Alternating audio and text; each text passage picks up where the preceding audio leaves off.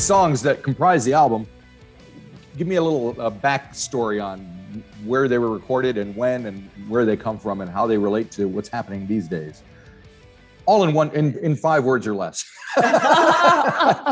Perfect. I was like, here we go. Exactly. So we recorded this record, Parallel Timeline, in Los Angeles at Dangerbird Records, which is where we did our last record as well. And we worked with Billy Bush again, who was also the producer on our last record. Right. And we absolutely love Billy. He's a gem of a person and a blast to be with in the studio. And yeah, you know, in terms of the songs that you hear on the record, I've always been a pretty esoteric songwriter. I write a lot of different genres and I approach songs a lot of different ways, depending on my mood, where I'm at in life and when I'm inspired and what needs to get done. Right. So there isn't any type of generalization about it, but I'll say, since you brought up Once More for the Ocean, I'll tell you that was a song that felt like it was just sort of handed to me by the ocean. I was sitting off the coast of an island off the coast of Rye, New Hampshire, which is in the Northeast. Yep. And I was there with some of my friends and I was staring out at the water, and the song kind of came to me like a download, a lot of it at least, not the whole thing, but a substantial portion of it. And I didn't have a guitar or any instruments with me or anything. So I just kind of had what I was hearing and I recorded it as a little phone note into my phone, which is how I've written a lot of songs actually, is like, you know, the inspiration comes when it comes. Yep. And often those are the songs that end up really needing to be released. Right. In terms of just like the energetic release, it was like something that really wanted to come out. So yeah, I tracked it into my little voice memo. And then once I had a piano and a guitar with me again, I filled out the rest of it. Right. And so when you bring it into the studio with the band and the producers and the engineers and all that, how do you communicate with everybody what you want from there? Well, you know, it totally depends. Often the way that I'll do songs is I'll write the song and I'll create a demo of it by myself. Yep. Before sending it to anyone else. And then once that demo once it feels like it's at a place where I can see the song almost like a photograph. I find that music to me often a lot of music will come and then kind of percolate and be a bit amorphous, kind of like a cloud that you're trying to figure out what shape the cloud is. Right. And once I don't like to share music with people until I can see what shape the cloud is. And sometimes I'll have little pieces of songs or of clouds floating around in my head for years and years. I actually just found the other day the very first track off of our new album is called Cranium.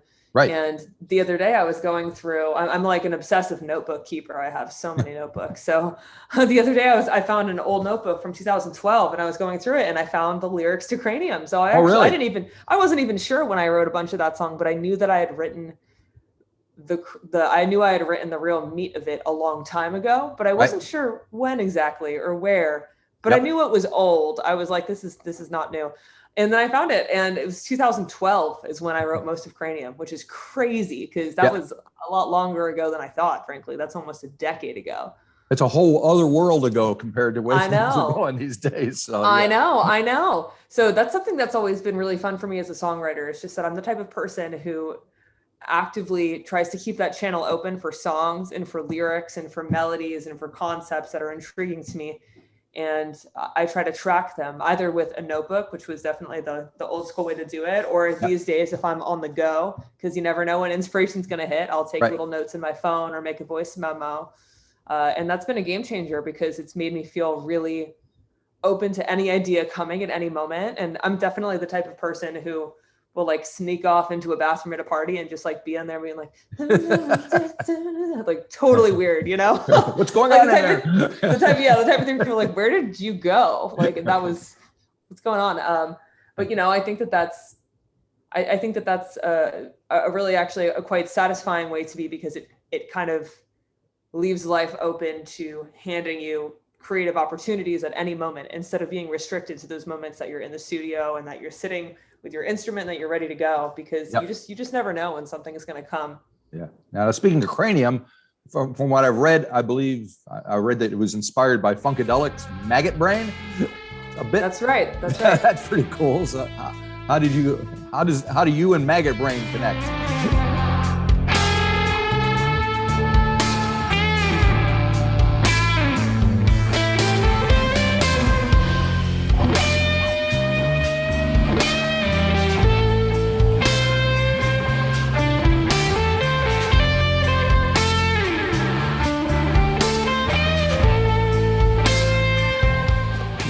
So specifically the guitar solo, Right. Cranium ends with about a 2.5 minute long guitar solo, which is definitely the longest guitar solo that I've ever tracked. Probably not the longest one I've ever played, but Right. the longest one I've ever tracked and put on a record. And that song, A Maggot Brain, was so inspiring to me because it was the way that the guitar is played on that track. It really feels like the vocalist. It is the melody. It is the singer of the band. And I love this idea of the guitar as the singer and the guitar as a character and as the thing that is actually translating whatever music and emotion needs to get onto the song. And I hadn't really ever woken up to how specific and how long you can stretch that until I really listened to that song. I was like, wow. This is such an amazing piece of music, and it's not missing anything. Yeah. And I love this idea of the guitar as the singer and really trying to play solos that feel almost like a character you meet. Right. So did you feel like you had to give yourself permission to play a 2.5 minute solo at the end of the song? Were you afraid of overindulging, or did it just feel right? No, I think the song was asking for it. I think it was asking for it, because it's like, all these lyrics from 2012 that I'm pulling up. Right. And then after that, it's like, let's let it rip. Let's see what happens. Cool. Yeah, it felt like it was exactly what the song needed. Okay. And in general, what is your relationship like with your guitar? Do you spend a lot of time with it? I see there's one sitting right next to you, as a matter of fact. Yeah. Fender just sent me one of these. This is the Jazzmaster Acoustasonic. It's really cool.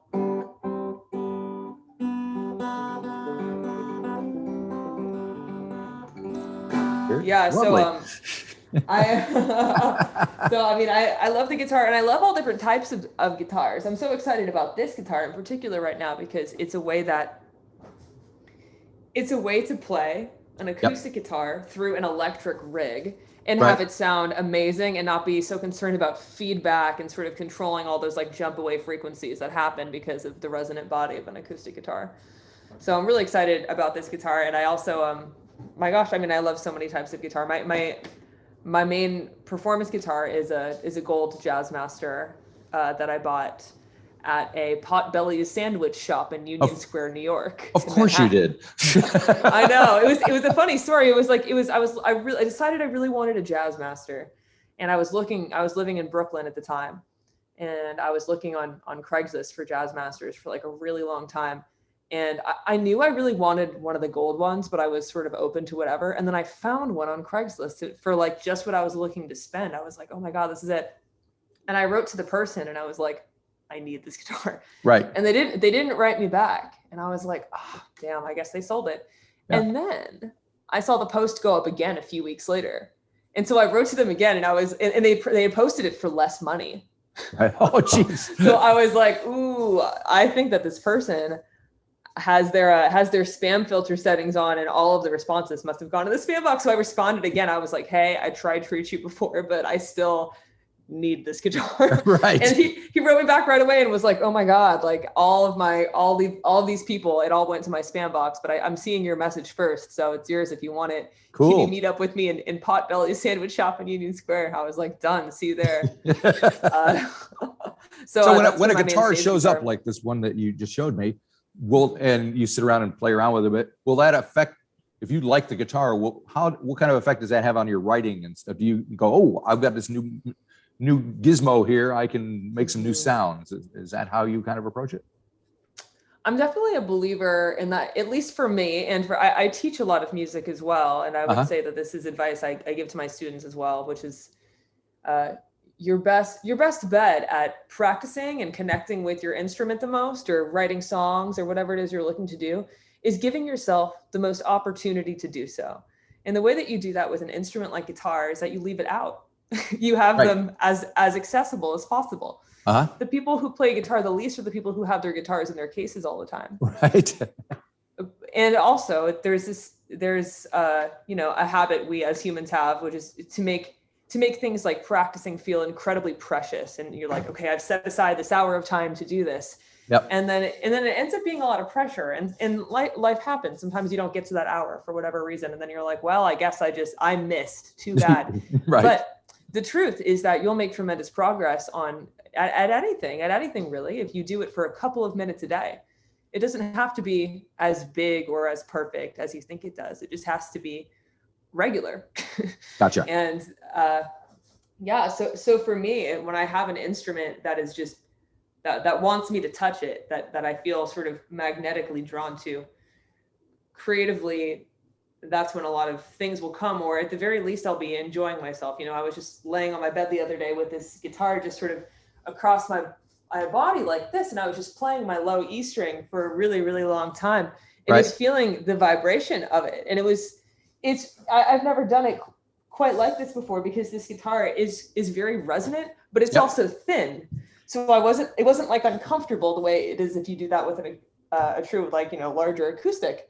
So it was very comfortable, and I just kind of sat and tried to vibrationally see what it felt like in my body to be playing the strings in this way with it directly on top of me like that. And it was really cool. And I wasn't, seeking out that experience. It was just because I was carrying the guitar around. I dropped it on the bed and, I was over there, and then I was like, oh, this is happening now. And it was like the nicest moment of my day. And I was having a weird day. And then I was like, but I did that. That's right. So cool. That's cool. Now, getting back to the album, we touched on Cranium, which we mentioned Funkadelic, which is early 70s kind of funk thing. But then later on, there's a song called White Rabbit, which reminded me of Carly Simon of the same era. I'm an old guy, so I was buying records back then anyway. And so there's quite a diverse mixture of sounds and emotions and things that are coming from this record. So maybe you can touch on White Rabbits and tell me what's happening on that one. I've been running for so long, searching for something. I've been waiting in the dark. Oh gosh, White Rabbits. White Rabbits is a song that I wrote on the piano, mostly at my parents' house in Boston. My parents live in Boston, Massachusetts, and I was home there one summer, and we have a real piano. I come from a line of classical musicians, and we have this like amazing Steinway that got passed down, and that piano in particular just really inspires me. And that song kind of just the chords are so simple in it. It's chords that I've heard so many times that have been played millions of times, but it's such a treat when music reveals itself to you in a way that is simple and familiar, yet feels unique and distinct to whatever it is that you're trying to do in that moment. Right. So it all came to me pretty naturally from there. And I wrote the whole thing on the piano and wasn't really sure how it was going to work with a full band and how big of a drop I wanted the song to have. But in the end, we decided we would do a big drop and see how it felt. And I think it came out pretty cool. Cool. So do you think about how these songs are going to present themselves in front of an audience when you're recording and writing, making them? Well, that's a really good question, because this is our first album where we have played 0% of this material in front of an audience. Right. In the past, this is our fifth full-length record, and in the past we made records by we would play the material live to an audience. Sure. And get to know it in a live space, and often change our arrangements completely, seeing how it felt to play to people and seeing the energetic response. That sort of feeling, that give and take between performer and audience, can be really powerful and interesting in sculpting how you ultimately want to record a song for its final version. And that did not happen with this record. Yeah. These are just these are just exactly what they are. And I'm really excited to see how they feel to play in front of a crowd, because I really do not know. Yeah. I've played a handful of them acoustically for people before, or on, you know, in various like sessions, but it will definitely be a different experience performing this material live and really sort of seeing what that energetic give and take is like. Right. And you've got a new bass player in the band. Brooks is his name. Is that right? Yes. Brooks Allison. Yeah. And so have you guys played together? Have you been like, I don't even, are you able to jam and rehearse? Yes, totally. Totally. So yeah, we've been working with Brooks for a little bit now, and he's great. He's a really inspired player, and he's a really like focused individual, and someone who just hears music on a really profound level, and is someone that Will and I are both really drawn to. And I think it's going to be, I'm so excited to perform with him live and see how it goes, because he kind of has his own fan base, actually, because he does a bunch of stuff on TikTok, which are like these really sort of unusual, these unusual things on TikTok where he'll like score live a conversation or a snippet from the news or from a TV show or something. Right. And he'll play on top of, he'll match the speaking with his bass or with his guitar. Right. So it's kind of this peculiar avant-garde idea, but I really like it. I think it's really interesting and speaks to the fact that he has a unique mind. Cool. Now, when I was looking at videos and things and reading credits and all that stuff, I noticed the name Adam Stone popped up. Yeah. Yes. Who is he and what does he do? Oh my gosh, Adam Stone. Adam Stone has been a collaborator of mine for a really long time. He's actually done a bunch of Slothrust videos in the past. He did the Rotten Pumpkin video. He did the Crockpot video. He helped do our layout on our very first record, Feels Your Pain. He's one of the first fans that the band ever had. And it was, you know, we met immediately because we didn't have any fans. And he at the time was dating one of my best friend's younger sisters, who then became one of my best friends. It was like, you know, this whole friends family thing. But Adam is like, talk about like creative genius. Like he's a really, really unique, really distinct person who has such a big brain and thinks in a way that is so unusual and so unlike anyone else I know. He's someone who's really committed to art. Whatever it is that he's doing, he commits to it 100%. He's been, for the past couple of months, he's been doing residency in upstate New York, where he's been drawing moss. Whereabouts in upstate New York? I'm not sure. Maybe in the Rhinebeck area, something like that. The reason I ask is I'm from up there. So. Oh, cool. Where are you from? I moved here from Rochester, New York, which is up near. Oh, sweet. Cool. We played Rochester before. We sold out Rochester our first time playing there. There you go. And I was surprised. I was like, oh, cool. But it was awesome. Yeah. It's not exactly the music hub of the world, but there you go. Yeah. It's an amazing feeling when you've never played a city before and then you sell it out in advance. You're like, wow, I didn't know anyone here was going to come. And then right. There are people there.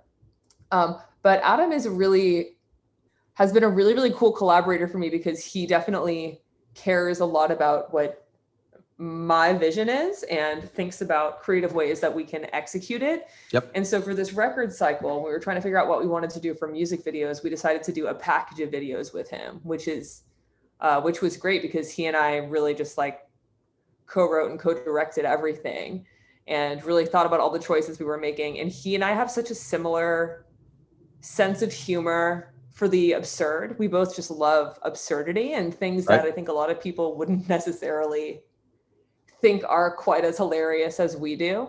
But a sense of humor and ability to see humor in everything is really important to me in just like life. Like sort of my least favorite thing is someone who you can't get them to laugh, or who doesn't want to laugh. You know, it's like, oh God, you know, it's kind of exhausting. But he's not like, so he's not like that at all. And yeah, I think together we make a pretty unique team for sure. And we're actually working on one other thing for the record right now. So I think there will be more to come. More to come. And I'm just wondering, I know that the album ends with the title track, Parallel Timeline. Is there significance to that song or that title that means something to you? Well, I could have spent my life locked in a room.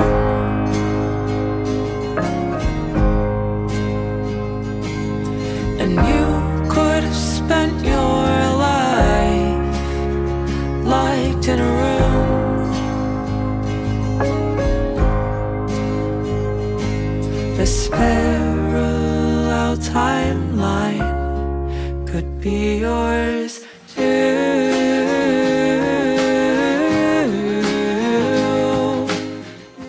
We've never done a title track before on a record. For the last record, The Pact, there's a song on it called Birthday Cake. And the song Birthday Cake was originally called The Pact. And I changed it to Birthday Cake because I didn't want it to be the title track. Right. I think if you have a title track that's a single, people are going to be pretty serious about it. Yep, they're going to zoom right in on it. Yeah, exactly. So for Parallel Timeline, I knew that song was not going to be a single. Right. It's just not the type of song that usually gets picked to be a single. And because of that, I decided not to shy away from just being like, you know what, this is what the song is called, and this is definitely also what the record is called. Mm-hmm. I thought about some alternate titles for the songs, but I did not think about an alternate title for the record. I really just this whole time sort of knew that was what was right. Right. Oh, before I go, I should touch on the next curse, because you have Lizzie Hale singing with you on that one. We do. So how did that happen?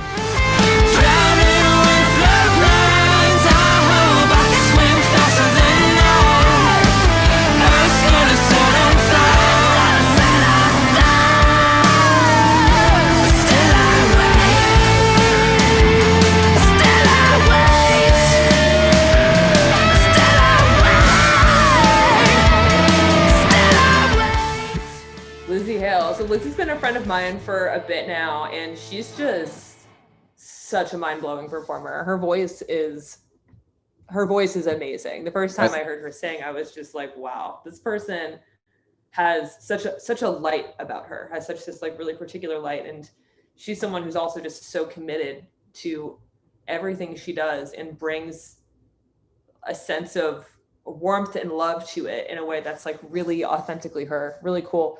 So yeah, that's a song that I started writing with my friend Donna Missel, and then it sort of started in one place, and then I finished the song and took it to a totally different place.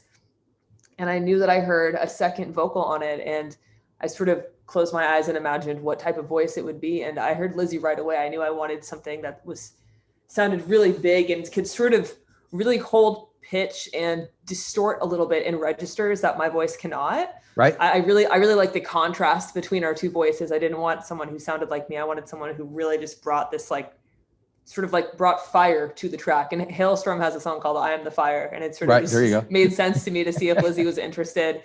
And I'm so happy that she was interested in being a part of it.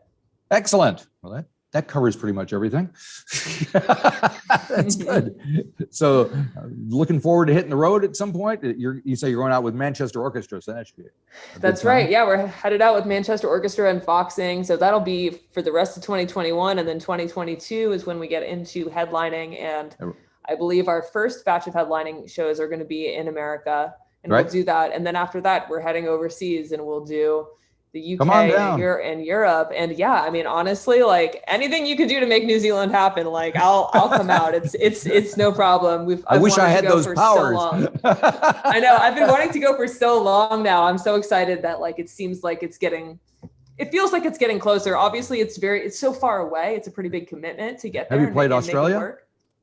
No. Oh, well, there you go. You got to put it all together and make a little. I know, right? But I know that we have some interest there. So I'm hoping you do. Yeah. I hope that shakes out, because it's one of my favorite things about, having this be my job in my life is traveling and getting to experience new places that I otherwise would never get to go. Yep. And to meet people and perform for audiences that I wouldn't have access to otherwise. So I'm really excited to see how that evolves on this record cycle. Thank you very much. Thank you. Have a good one. Have a great day. Bye-bye. You too. Bye-bye.